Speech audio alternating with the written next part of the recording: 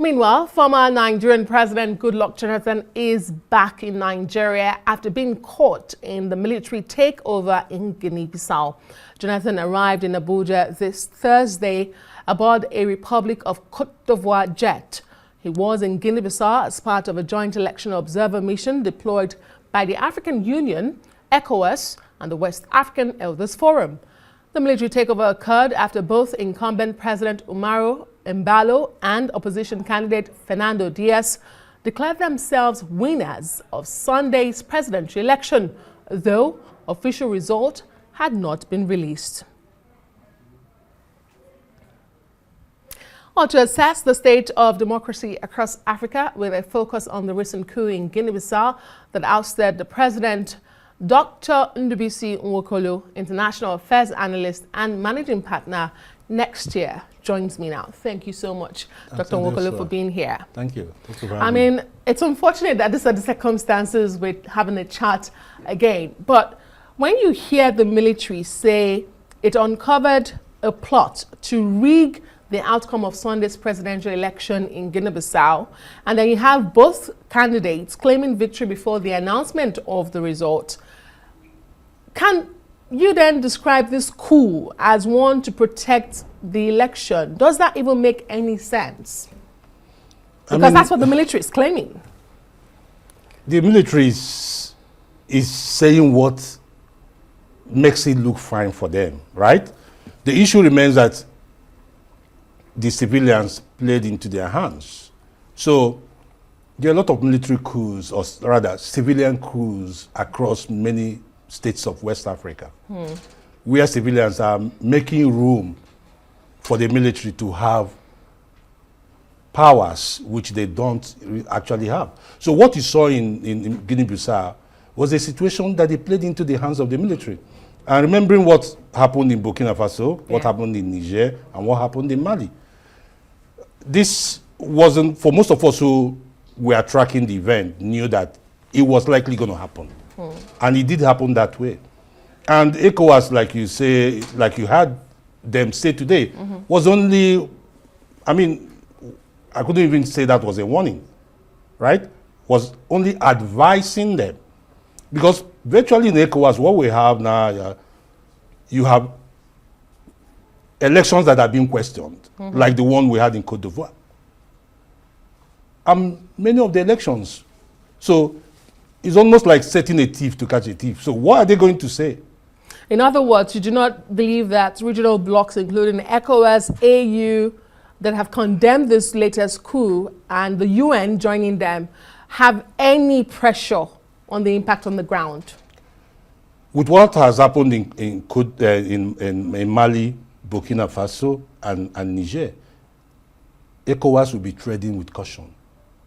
You don't want them to repeat what is happening here, where they will say, okay, in that case, we're pulling out of ECOWAS. Like the AES. Exactly. So we are almost that we are sitting between the devil and the deep blue sea. So we need to tread with caution. So what has happened to the traditional instruments meant to protect democracy in member states in ECOWAS, such as, for instance, the AU peer review mechanism established in 2003? I mean, this was to help them gauge democracy, rule of law, and all of that. What has happened to these peer mechanisms? Because the political class have refused to make it work. Let's be honest. Situation where few months to an election, you're changing the constitution to favor you, right? Where you're shrinking the democratic space, you do not want oppositions to exist. You're definitely making room for the military to have ideas in their head. This is not only in Guinea-Bissau, it's across most African countries. So we are creating the opportunity for the military to say, I mean, we are the best alternative if the civilians cannot do their work. Even though, if you look at what is happening in Mali, where one of the claims they used in coming to power was to say that they are going to fight the jihadist terrorists, which obviously they can't even do anything. So the political class is making the room easy for them. And I return to these regional blocs. I mean, would you say they have outlived their usefulness then? Because we've not seen consequences for action. Is that what is happening here? I wouldn't say automatically yes, that they've outlived their usefulness. No, I wouldn't say that. But I would rather say it this way, that the internal politics of most countries determines their external values, right? Take your country, take our country for an instance. If Nigerian internal politics is working well, we are able to demonstrate strength, influence, and power. But we're even struggling with bandits, kidnappers, terrorists, secession agitation. People are talking that you are not including us in scheme of things. So as long as we are weak internally, right? So it's a amalgamation of weak countries that do not have weak polity and weak policies, right? Coming together to form a regional bloc. Come on.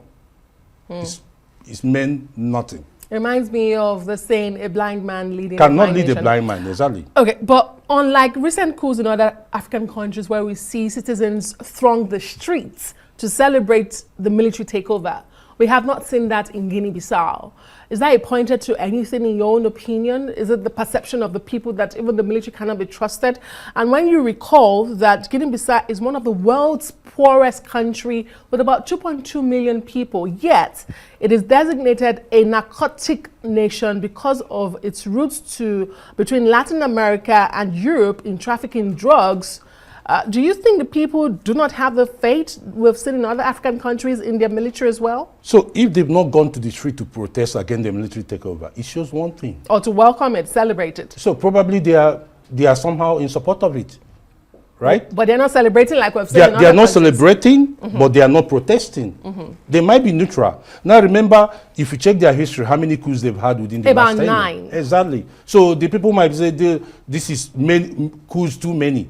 So we better just stay whatever thing that happens, right? So you find a situation where the people become very docile. Fatigue. Exactly. So, and like I said, Nextier will release an article today. Okay. In the article, our daily policy for today, we called it "When Two Elephants Fight, the Grass Suffers." So you have a tug war now, and it's a three-way tug war between the former government in power, the opposition, and the military. As they are tugging, the people that are most affected are the common people. So that's exactly what you see. And the quickest way for Africa to get out of this new fashion of overthrowing what is termed democratic leaders, how can Africa get out of this? It's becoming one too many. First is to go back to the question, which is the political class. What are you doing? Are you gambling on peace? Are you gambling on development? Are you gambling on democracy? In that case, if you lose an election, wave and go away, you might come back the next 4 years and win back. But then they question the elections they are trying to succumb to, the manner in which those elections are conducted in the first instance. Exactly, that's the question. That's the major question here. Indeed. Dr. Ndubuisi Nwokolo, thank you so much for sharing your thoughts on this developing situation in Guinea-Bissau. Thank you. He's an international affairs analyst and managing partner of Nextier.